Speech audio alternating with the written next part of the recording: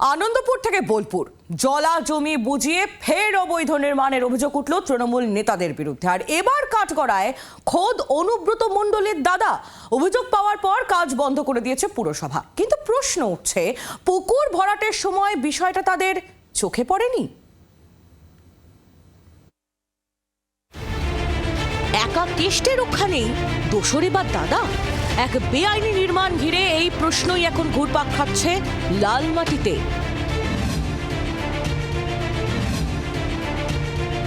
বোলপুর পুরসভার ৫ নম্বর ওয়ার্ডের কালীমোহন পল্লী এলাকার প্রায় ২ বিঘার পুকুর বুঝিয়ে বেআইনি নির্মাণের অভিযোগ। পাঁচিল ঘিরে দিয়ে তোলা হচ্ছিল একের পর এক পিলার। এমনকি এই কাজে পৌরসভার জলের ট্যাঙ্ক ও গাড়ি ব্যবহার করা হচ্ছিল বলেও অভিযোগ। স্থানীয়দের বক্তব্য, স্থানীয় কাউন্সিলর তাপসী বাউরি ও তৃণমূল নেতা নরেশ বাউরি বেআইনি নির্মাণে জড়িত। এটা পুকুর ছিল, এটা তাপসী বাউরি আর নরেশ বাউরি বন্ধ করেছে।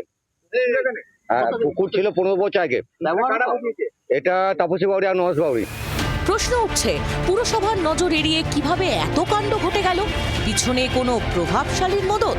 বিরোধীদের দাবি, অনুব্রত মণ্ডলের দাদা সুব্রত মণ্ডল এই কাজের সঙ্গে যুক্ত থাকায় প্রশাসন নীরব ছিল।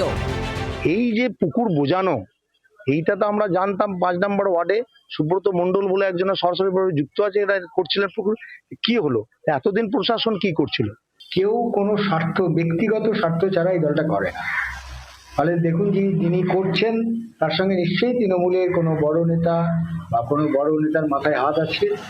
তাছাড়া এটা চোর সরকার, এই তোলাবাজি সরকার এইভাবেই চালাচ্ছে। বোলপুর শহরের বুকে পুকুর কেন, অনেক কিছু নেই, সমস্যা আছে, এবং সবকিছু যে তোলাবাজি নিচ্ছে এই তৃণমূল সরকার। শেষ পর্যন্ত অবশ্য টনক নড়ে প্রশাসনের। অভিযোগ পেয়ে নির্মাণ বন্ধ করে বোলপুর পৌরসভা। আপাততভাবে এর ইতিবৃত্তান্ত এখনই বলা সম্ভব নয়। তো আমরা এই যে মোটামুটি যেটাই বা হয়ে থাকুক, এর জমির প্রকৃতি, পুকুর থাকুক, পাড় থাকুক বা শালি বাস্তু যাই হয়ে থাকুক, প্রাথমিকভাবে আমরা মালিক পক্ষগণকে পৌরসভায় ডেকে পাঠাবো কাগজপত্র নিয়ে, এবং পরবর্তীকালে তদন্ত সাপেক্ষে যেটা উঠে আসবে সেই অনুযায়ী পৌর কর্তৃপক্ষ ব্যবস্থা নেবেন। একটা সময় ছিল যখন অনুব্রত মণ্ডলের নির্দেশ ছাড়া বীরভূমে নাকি গাছের পাতাও নড়ত না। জেলযাত্রার পর সেই প্রতাপ কিছুটা কমেছে বটে, যদিও অনুব্রতের হাতেই এখনো জেলার রাশ। বীরভূমে তৃণমূলের কোর কমিটির আহ্বায়ক তিনি।